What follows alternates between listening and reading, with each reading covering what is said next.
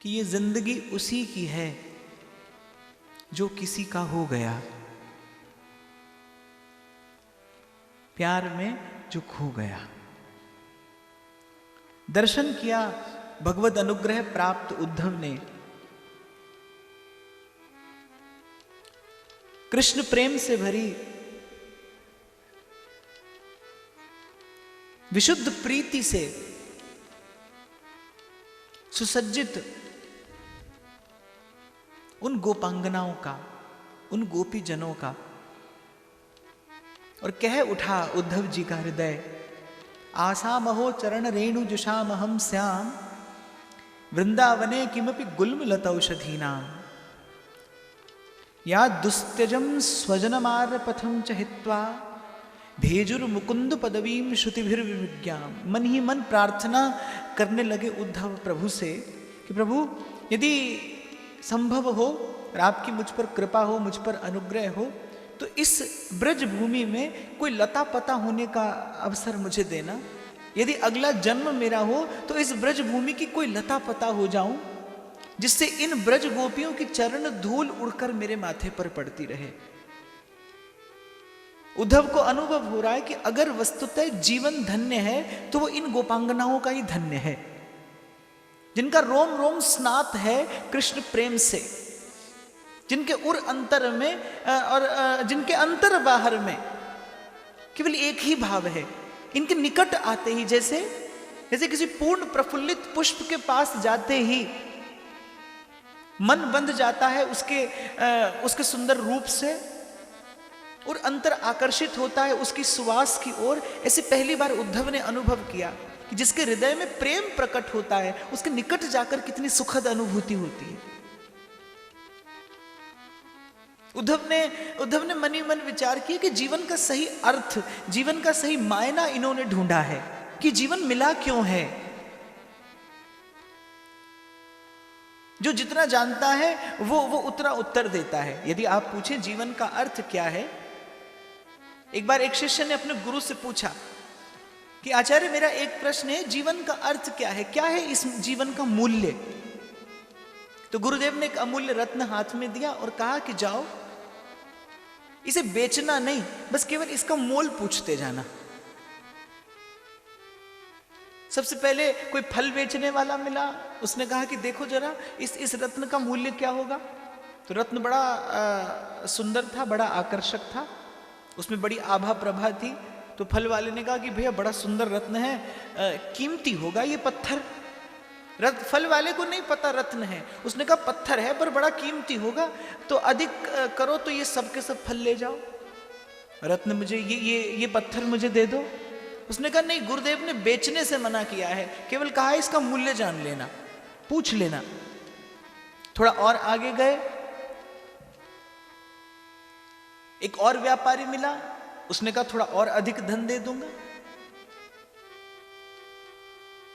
सुनार के पास में गए, उसने कहा बहुत सारा स्वर्ण ले जाओ, ये मुझे दे दो।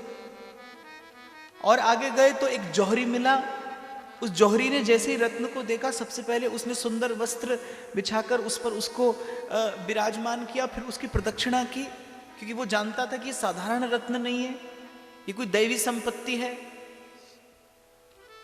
और कहा कि वैसे तो इसके बदले जो दिया जाए कम है, पर फिर भी जितना मेरे पास है तुम सब ले जाओ और ये रत्न मुझे दे दो। उसने कहा मुझे देने की आज्ञा नहीं है, मुझे केवल मोल जानना है इसका। और शिष्य मन ही मन बड़ा आश्चर्य में है कि कुछ देर पहले इसका मूल्य थोड़े से फल थे, फिर थोड़ा सा धन था, फिर थोड़ा सा स्वर्ण था, और अब ये कह रहा है कि मेरा सर्वस्व ले जाओ। उसने जाकर अपने गुरु से निवेदन किया कि गुरुदेव इस प्रकार कभी थोड़े फल मिले और कभी थोड़ा धन, कभी थोड़ा स्वर्ण, हाँ एक जौहरी मिला, उसने कहा कि सब ले जाओ, ये रत्न मुझे दे दो। तो गुरुदेव ने कहा कि तुम्हारे प्रश्न का उत्तर था ये, तुमने पूछा था जीवन का अर्थ क्या है, जीवन का मूल्य क्या है, तो जिसने जितना जाना है उसके लिए जीवन का उतना ही मूल्य है। एक व्यक्ति के लिए संसार का सुख ही जीवन का मूल्य है, एक व्यक्ति संसार की संपत्ति एकत्रित करने में ही जीवन लगाता है, और एक व्यक्ति तो ऐसा भी है जिसके लिए संत कहते हैं इत व्यवहार न उत परमारथ, और बीच ही बीच जो जन्म गमायो। वो ना तो बेचारा जीवन में कभी व्यवहार साध पाता है और ना कभी जीवन में परमार्थ सधता है उससे। वो ना इधर का और ना उधर का।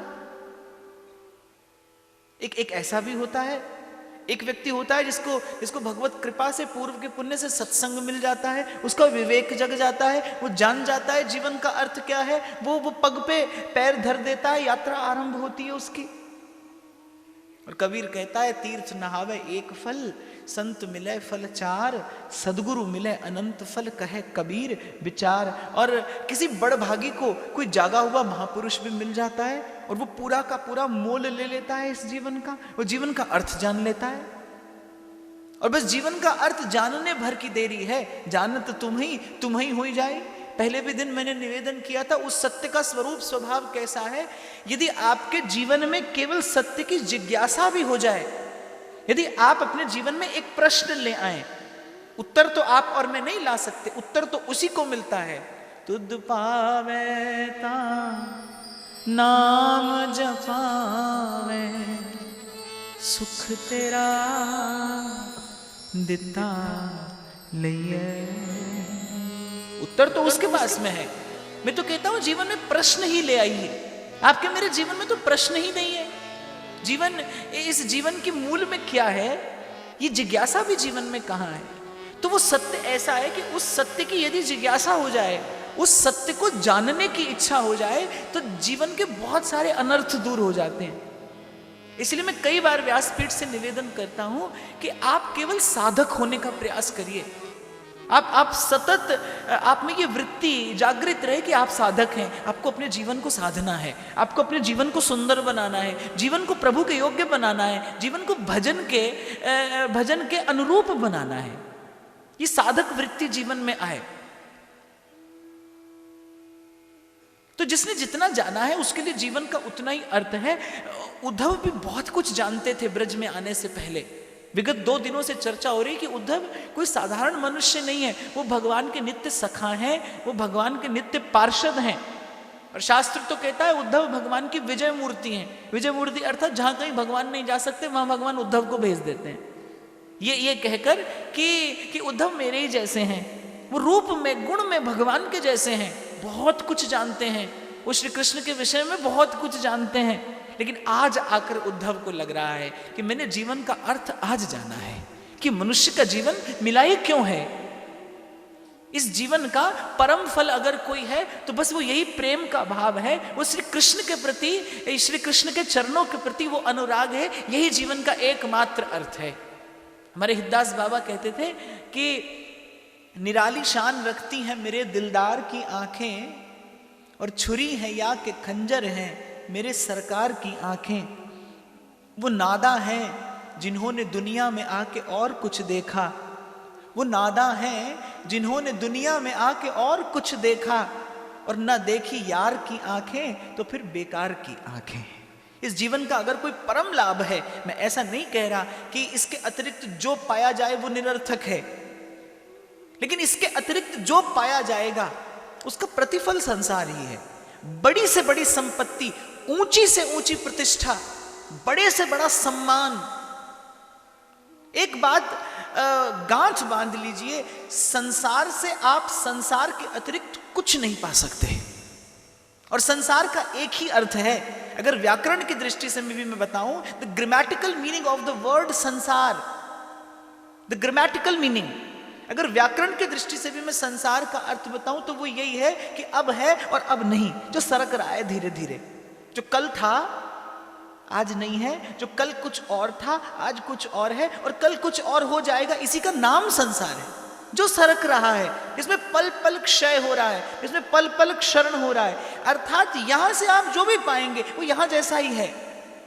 आज उद्धव ने पहली बार संसार के किसी प्राणी को किसी अलौकिक संपत्ति से युक्त देखा, किसी अद्भुत, अनिर्वचनीय, किसी अलौकिक संपत्ति से विभूषित देखा उद्धव ने उन ब्रजांगनाओं को। कहने वाला कहता है सजदा बकायदे होश तौहीन सजदा है। उसे झुकना नहीं कहते जो सोच समझ कर किया जाए। झुकना तो वो होता है कि आप कब झुक जाएं आपको खबर भी ना पड़े। और आज उद्धव ने शायद पहली बार प्रणाम किया इन प्रेम मूर्तियों को, खबर भी नहीं पड़ी कब उद्धव का मन झुक गया। मन ही मन उन गोपियों के चरण धूल अपने मस्तक पर लगा रहे हैं उद्धव। चारों ओर कृष्ण प्रेम से भरी सुसज्जित वो ब्रजांगनाएं, वो ब्रजांगनाएं। पहली बात उद्धव ने आकर अनुभव की थी ब्रज में, पहली बात उद्धव ने अनुभव की थी ब्रज में कि जब उद्धव को बयार स्पर्श की थी ब्रज की, और उद्धव के मन में कृष्ण प्रेम का, कृष्ण नाम का स्फुरण हो गया था। ब्रज के तरुलता वो जो कृष्ण के आगमन की प्रतीक्षा में प्रफुल्लित थे, पहला अनुभव उद्धव को यह हुआ कि प्रतीक्षा में भी सुख हो सकता है, दुख में भी सुख छिपा हो सकता है। यदि दुख श्री कृष्ण के विरह और वियोग का हो तो उस दुख में भी सुख छिपा हो सकता है। दूसरी बात उद्धव ने सीखी जब ब्रज की रज को देखा, जब ब्रज की रज को देखा कि ये सदा श्री कृष्ण के चरणों से लिपटी रहना चाहती है, लेकिन इसका लाभ इसे क्या मिलता है कि बड़े बड़े योगीश्वर, बड़े बड़े मुनि, बड़े बड़े तपस्वी, सन्यासी, सिद्ध, बुद्ध इस रज को अपने मस्तक का आभूषण बनाना चाहते हैं। दूसरी बात उद्धव ने सीखी कि छोटे होने में भी सुख होता है। पहली बात उद्धव ने देखी कि दुख में भी सुख होता है। दूसरी बात उद्धव ने सीखी कि छोटे होने में भी सुख है, बड़े होने में ही सुख नहीं है। छोटे होने में अधिक सुख है, छोटे होने में सुस्थिर रहता है सुख। अब उद्धव देख रहे हैं कि श्रृंगार केवल वस्त्र और आभूषणों से ही नहीं होता। एक गोपी ने तो उल्हाना दे ही दिया उद्धव को कि ये वस्त्र और आभूषण जो श्याम सुंदर के ही हैं, स्वयं धारण करके आए हो या उन्होंने तुम्हें इस प्रकार सजा संवा कर भेजा है हम कंगालिनियों का उपहास करने के लिए, हमारी दीनहीन दशा का उपहास करने के लिए उन्होंने सजा कर भेजा है या तुम सज कर आए हो। पहली बार उद्धव को लगा कि वस्त्र आभूषणों से ही श्रृंगार नहीं होता। शायर कहता है तन की दौलत हाथ आती है, मन की दौलत हाथ आती है तो फिर जाती नहीं, और तन की दौलत छांव है, आता है तन जाता है तन। उद्धव ने कहा कि श्रृंगार भाव से भी होता है, श्रृंगार किसी के प्रेम में पड़ जाने से भी होता है।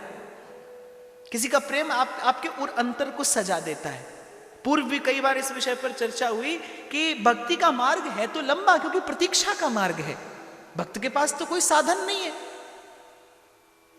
भक्त के पास तो और कोई साधन नहीं, ना वो बेचारा ध्यान लगा सकता है, ना वो बेचारा समाधि लगा सकता है, वो तो केवल बाट जोह सकता है। पंथ निहारूं डगर बुहारूं, और स्वीकार भी करता है ओ मैनू पूजा पाठ दा वलना कोई वल,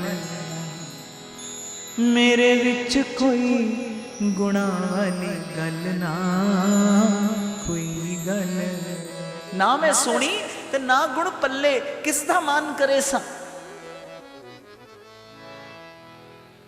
तीरथ व्रत को नहीं अंदेसा, तुम्हारे चरण कमल का भरोसा, मोहि मन क्रम वचन तुम्हारी आशा, ऐसी भक्ति करे रहना। तो उसके पास तो प्रतीक्षा के अतिरिक्त और कोई आश्रय आधार अवलंब नहीं है।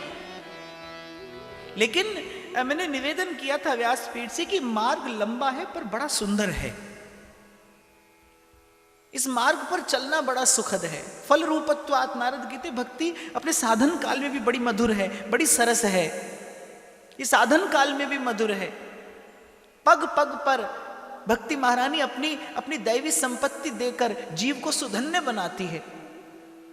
ये प्रेम के अश्रु, ये प्रियतम का विरह, ये प्राणों में प्रियतम की प्रतीक्षा उद्धव ने पहली बार अनुभव किया कि अपने उर अंतर को, अपने भावदेह को इस प्रकार प्रेम से भी सजाया जाता है।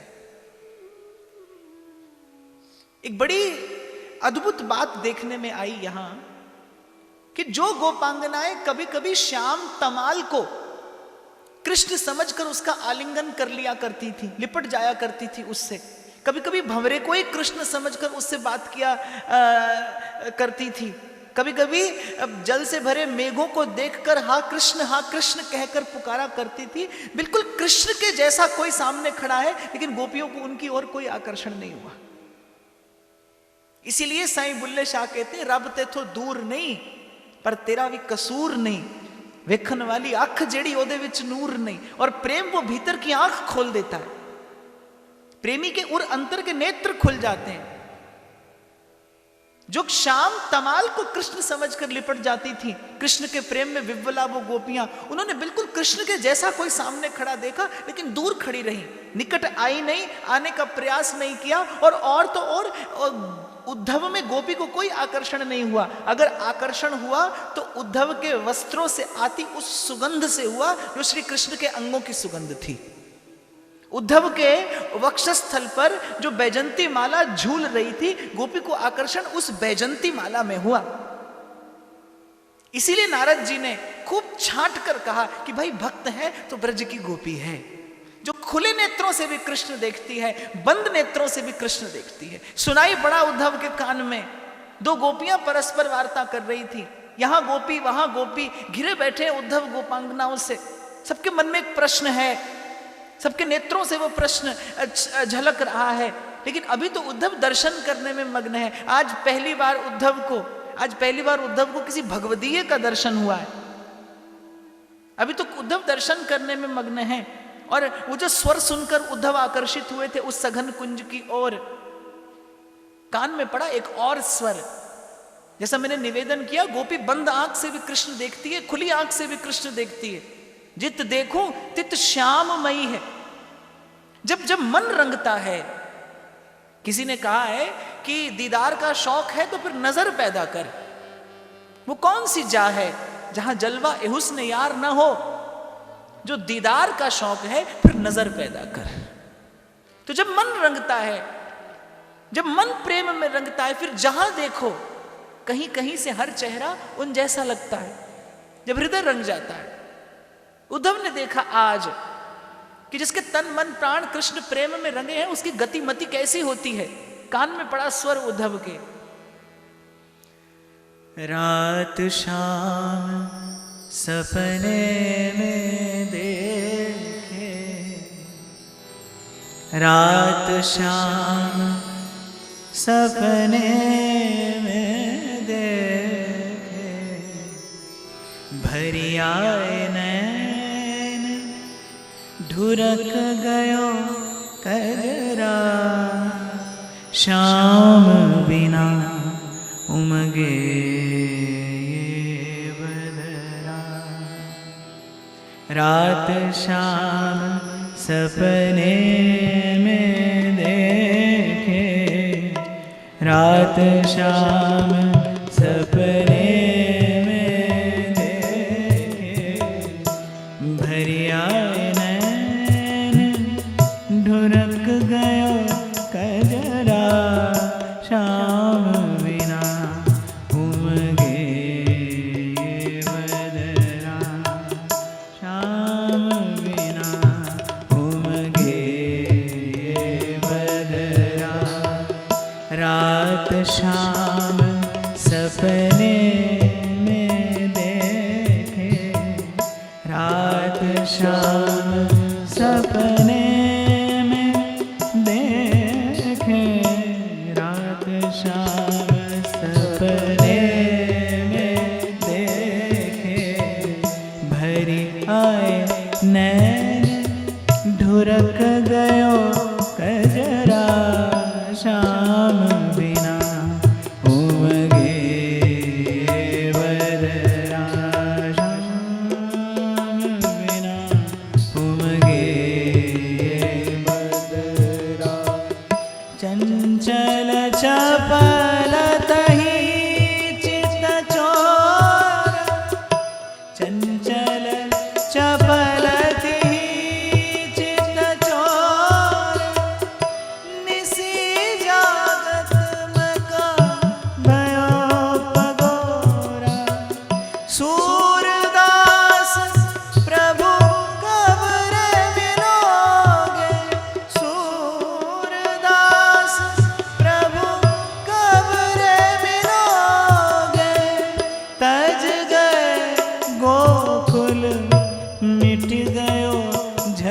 बदरा श्याम बिना उमगे ये बदरा।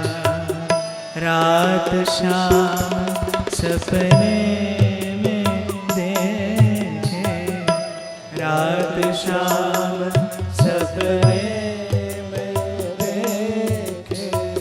भरी आए नैन ढुरक गयो कजरा, श्याम बिना उमगे ये बदरा।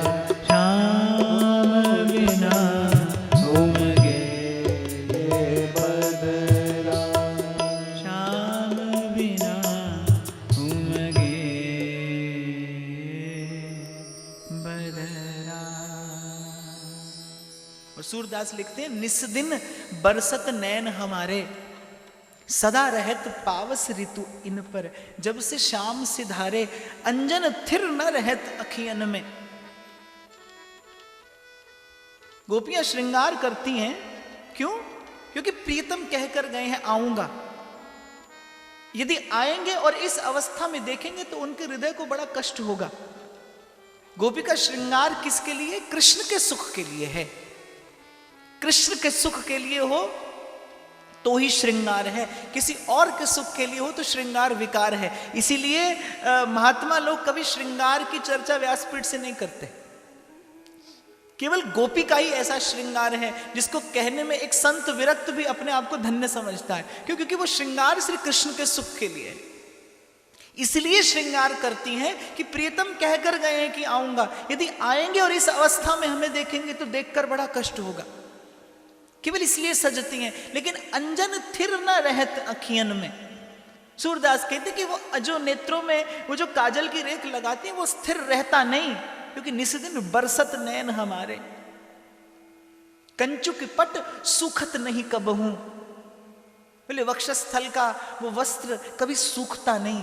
और कर कपोल भय कारे कारे, हाथ काले कपोल काले, नेत्रों का काजल बह जाता है। श्रृंगार करती है कि प्रियतम को आना है, लेकिन वो नेत्रों का काजल बह जाता है। एक शायर कहता है, जब आंख भरी ही रहती हो, जब आंख भरी ही रहती हो तो काजल में लगाऊं किसके लिए? वो शख्स शहर ही छोड़ गया, अब खुद को सजाऊं किसके लिए? लेकिन गोपी को तो सजाना भी है, क्योंकि प्रियतम को आना है। प्राण पिंजरे में कैद मन, सांवरिया के पास। सांसों की ये नाव पुरानी, इसका क्या विश्वास। देखकर उद्धव को थोड़ी सांत्वना भी मिलती है। कभी मन प्रसन्न हो रहा है, कभी मन घबरा रहा है कि कैसा संदेश लाया होगा, कहीं कोई अप्रिय घटना तो नहीं घट गई। पर इतना अवश्य गोपियों ने कहा, उधो हम आज भई बड़ भाई, उधो हम आज भई बड़ भागी। जिन अखियन तुम श्याम बिलो के, जिन अखियन तुम श्याम बिलो के, वो अखियां हम लागी रे उधो आज भई बड़ भागी रे उधो आज भई बड़ भागी। जी देश प्रीतम बसे, तहां की प्यारी लागे पौन। प्रेम का स्वभाव है, जैसे कबीर ने कहा ना, जित देखूं तित लाल, और लाली देखन मैं गई मैं भी हो गई लाल। इसका अर्थ यही है, वो घड़ी दो घड़ी जहाँ बैठे, वो ज़मीं महके, वो शजर महके, तेरी खुशबू से सारा घर महके, तेरे आने की जब खबर महके, तेरी खुशबू से सारा घर महके। रात भर सोचता रहा उनको, दीद हो जाए तो नजर महके, तेरी खुशबू से सारा घर। उद्धव के मर्म को स्पर्श कर गई गोपी के मुख से निकली बात कि जिन अखियन तुम श्याम बिलोके, अरे इन्हीं नेत्रों से तुम श्री कृष्ण का दर्शन करते हो, सो अखियां हम लागी, आज आज उन नेत्रों से हमें देख रहे हो। ये श्री कृष्ण के वस्त्र, ये श्री कृष्ण के आभूषण हम पहचान गई थी। और दूसरी बात, तुम जिस पथ से होकर आए उस पथ को कृष्ण के अतिरिक्त कोई दूसरा नहीं जानता था। अब उद्धव को समझ में आया कि क्यों श्री कृष्ण ने कहा था कि उद्धव एक मार्ग वो है जो तुम जानते हो, तुम अर्थात एक मार्ग वो है जो ज्ञान जानता है, लेकिन तुम उस मार्ग से चलकर वहां तक नहीं पहुंच पाओगे जहां पर मेरे प्रेम में भरी गोपियां रहती हैं। एक उद्धव कौन है? ज्ञान मूर्ति है। तो भगवान ने उद्धव से कहा एक मार्ग तुम जानते हो, एक मार्ग ज्ञान का है, जिसके लिए नारायण स्वामी कहते हैं कि चाहे तो योग धर, चाहे तो योग कर और भ्रिकुटी मध्य ध्यान धर, कि ये सब कितने भी साधन करो पर जौनो तुम्हें नंद को कुमार नहीं दृष्टि पर्यो, तोनो तो भले बैठ ब्रह्म को विचार ले। ये बातें तभी तक हैं जब तक किसी ने श्याम सुंदर की मुस्कान नहीं देखी। ये सब बातें तभी तक प्रिय लगती हैं। तो श्री कृष्ण ने कहा कि एक मार्ग उद्धव तेरा है, ज्ञान का मार्ग, यम का, नियम का, आसन का, समाधि का मार्ग है, जहां किंचित मेरे स्वरूप की अनुभूति होती है। पर एक मार्ग वो है जो मैं जानता हूं, वो प्रेम का मार्ग है। और तेरे मार्ग से चलकर तू कहीं भी गोपियों तक नहीं पहुंच पाएगा। जिनके पास तुझे मैं भेज रहा हूं, जिनकी पाठशाला में प्रेम का, प्रीत का पाठ पढ़ाने में तुझे भेज रहा हूं, तू अपने मार्ग से उन तक कभी नहीं पहुंच पाएगा। इसलिए उद्धव मेरे बताए मार्ग से जाना। अब उद्धव को समझ में आया कि क्यों श्री कृष्ण ने यह विशेष मार्ग बताया था। और वो विशेष मार्ग कौन सा था? एक मार्ग था राजमार्ग, जो नगर से वृंदावन की ओर जाता था। श्री कृष्ण ने कहा उस मार्ग से मत जाना। और एक मार्ग था जो बिल्कुल जमुना किनारे होते होते जाता था। बोले जमुना जी का तट मत छोड़ना। चलते चलते श्री कृष्ण ने कहा था श्री यमुना जी का तट मत छोड़ना। गंगा जी का किनारा ज्ञान देता है और श्री यमुना जी का किनारा भक्ति देता है। इसीलिए अब अभी सुन रहे थे ना, वृंदावन धाम को वास भलो, जहां पास बहे यमुना रस रानी, और जो जन नहाए के ध्यान धरे, वृंदावन तिनको मिले रजधानी। वेद पुराण बखान रहे, बात यही सब मुनि मन मानी। यमुना यम दूतन टारत हैं, जम टारत हैं श्री राधिका रानी। ये ब्रज के रसिक संतों की ये विशुद्ध प्रीति श्री यमुना जी के तट से है। जन्म भर गाते हैं श्री यमुना जी का तट हो, वो सुंदर वंशीवट हो, मेरा सारा निकट हो, जब प्राण तन से मन को मुरली की धुन का सहारा मिले, तन को यमुना का शीतल किनारा मिले। मेरे जर्जर है पाँव, संभालो प्रभु अपने चरणों की छाँव। हमारे श्री राधा वल्लभ संप्रदाय में एक संत हुए श्री लाल स्वामी जी। उनका जन्म हुआ था गंगा के किनारे उत्तराखंड की ओर। जब तक वृंदावन नहीं आए, जब तक गुरु चरणों की शरणागति प्राप्त नहीं हुई, तब तक मन व्याकुल रहता था। जब शरणागति प्राप्त हो गई तब गुरु ने आज्ञा देकर घर वापस भेज दिया कि वहीं पर रहकर भजन करो। देखो, सभी के लिए एक जैसा मार्ग नहीं होता, जीव की वृत्ति प्रवृत्ति अलग अलग है। और मुझे ऐसा लगता है कि गुरुजनों की आज्ञा में रहकर भजन करने में ही कल्याण है, बिना प्रश्न किए, बिना प्रश्न किए। और मैं तो भाई सदा कहता हूं, कहता रहूंगा कि संसार में रहकर वृंदावन का चिंतन हो और वृंदावन में रहकर संसार का चिंतन हो, इन दोनों में से कोई एक विकल्प चुनना पड़े तो यही चुनना चाहिए कि संसार में रहकर वृंदावन का चिंतन हो, वृंदावन का स्मरण हो। बजाय वृंदावन जाकर संसार का स्मरण करें, संसार की वार्ता करें, संसार की चेष्टा करें। आपने और मैंने अपने कार्यों से दिल्ली बंबई जैसा बना दिया वृंदावन, पर वृंदावन का जल तत्व अभी भी वही है, वायु तत्व वही है, प्रकाश तत्व वही है। वो भगवान का नित्य धाम ही है, वो श्री किशोरी जी का निज गेह है। न्यारो है सब लोकते वृंदावन निज धाम, ललिता अधिक सखियन सहित क्रीड़त श्यामा शाम। उस भूमि की ऊर्जा वही है, उस स्थान की चेतना वही है, वहां का कण कण वैसा ही है। तो बजाय हम वहां जाकर कोई सांसारिक चेष्टा करें, एक बार मैंने सुना था किसी के मुख से, बोले धाम में भजन करने का अनंत गुना फल होता है, धाम में पाप करने का भी अनंत गुना ताप होता है।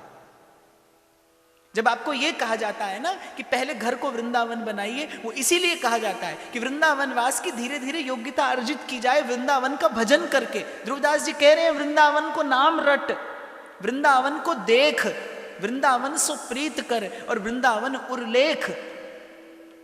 वृंदावन में जाकर संसार की वार्ता हो, संसार की चेष्टा हो, वही राग हो, वही द्वेष हो, वही ईर्ष्या हो, वही लोभ हो, वही मद मात्सर्य हो, तो ये तो धाम को मैला करने जैसा है। इसलिए पहले जहां है वहीं से भजन करना आरंभ करिए, श्री ठाकुर जी के नाम का आश्रय लीजिए, वृंदावन धाम का स्मरण करिए, आते जाते रहिए और भरोसा रखिए। अपनी बात दोहरा दूं मैं कि भरोसा रखिए, जो यहां तक लाया है वो आपको आगे भी लेकर जाएगा, वो बीच में नहीं छोड़ेगा आपको। उसका विश्वास रखिए, उसी के भरोसे ये यात्रा संभव है, संपूर्ण हो सकती है।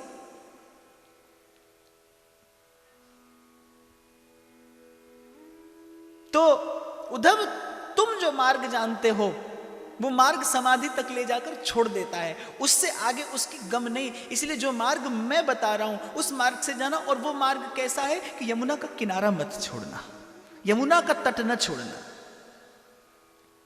इसीलिए कुछ ऐसा अनुराग श्री यमुना जी की कृपा से प्राप्त होता है रसिकों को कि अगर श्री ठाकुर जी भी वृंदावन से बाहर जाने की बात करें तो रसिक कहते हैं आप चले जाइए, हम वृंदावन नहीं छोड़ेंगे, हम वृंदावन नहीं छोड़ेंगे। और वृंदावन का वास करने की वस्तुतः विधि है ही क्या, यही है, वृंदावन को नाम रट, वृंदावन को देख,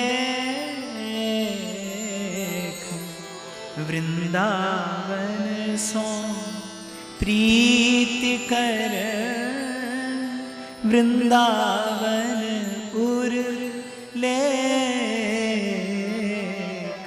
वृंदावन को चिंतमन, ध्रुवदास जी कह रहे हैं, रसिक संत कह रहा है। कैसे करे वृंदावन का भजन, वृंदावन का सेवन? कह रहे वृंदावन का चिंतन, चिंतन करिए वृंदावन का। कैसा वृंदावन? जैसा रसिकों ने बताया, चमड़े की आंख से वृंदावन जाकर देखोगे तो कुछ और दिखाई देगा। रसिकों के नेत्रों से जब वृंदावन देखेंगे आप, वृंदावन वस्तुतः क्या, Vrindavan I think Vrindavan is a state of mind.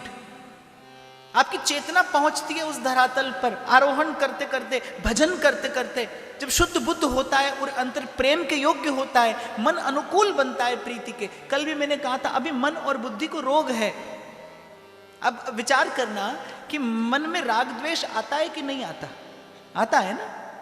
अभी भी मुझसे किसी ने कहा कि माला करते समय ध्यान इधर उधर भटकता है। कोई सरल उपाय बताएं जिससे ध्यान माला में ही लगे। अभी तो भाई पूरा पूरा मेरा भी नहीं लगता, तो आपको कैसे बताऊं। पर फिर भी अपना एक छोटा सा अनुभव आपको बता रहा हूं। इट नीड्स सम प्रैक्टिस, और वो प्रैक्टिस माला करने की नहीं, वो अभ्यास माला करने का नहीं है। आपने कहा माला करते समय मन संसार में जाता है, बदला लीजिए मन से इसका। माला करते समय संसार में जाए तो संसार में रहते हुए इसको माला में लगाइए। माला करते मन संसार में जाता है, मन से बदला लीजिए इसका, और जब संसार में हो तब मन माला में लगाइए।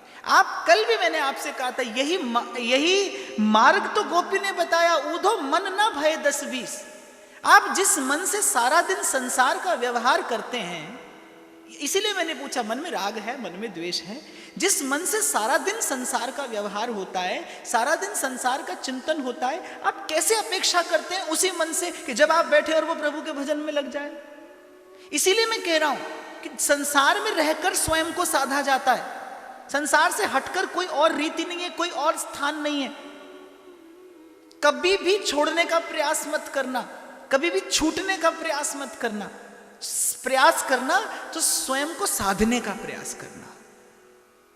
इसीलिए जब मैं कबीर जी पर कह रहा था तो मैंने बहुत देर तक इस विषय पर चर्चा की।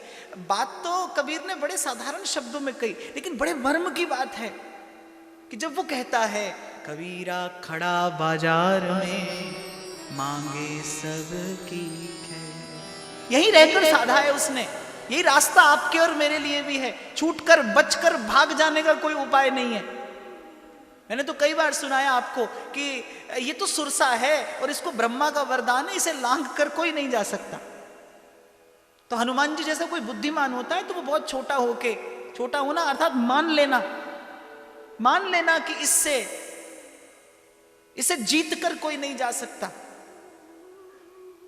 कभी कभी युक्ति से भी मुक्ति मिल जाती है, हमेशा लड़ झगड़ कर नहीं जीता जाता। Life is like a chess board. Every time when you are moving forward, it absolutely does not mean that you are leading towards victory. जीतने के लिए हमेशा आगे ही नहीं बढ़ा जाता, कभी कभी 2 कदम पीछे भी हटाने पड़ते हैं। और ऐसा ही संसार है। यहीं रहकर स्वयं को साधिए, यहीं रहकर। कैसे होगा? रोगी मन प्रेम कैसे करेगा? जो बुद्धि असत का चिंतन करती है वो प्रेम के मर्म को, अरे सत्संग की महिमा ही समझ में नहीं आती। कहां बुद्धि विचार करती है?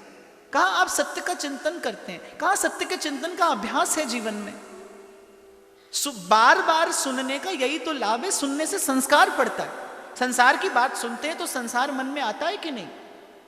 संसार की वार्ता सुनते हैं, और छोड़िए निकट की बात करते हैं, प्रशंसा सुनते हैं तो मन प्रसन्न होता है ना, निंदा सुनते हैं तो मन में क्रोध होता है। इसका मतलब जो सुनते हैं आप, उसका आपके भीतर प्रभाव पड़ता है। स्पष्ट हो जाती है ये बात।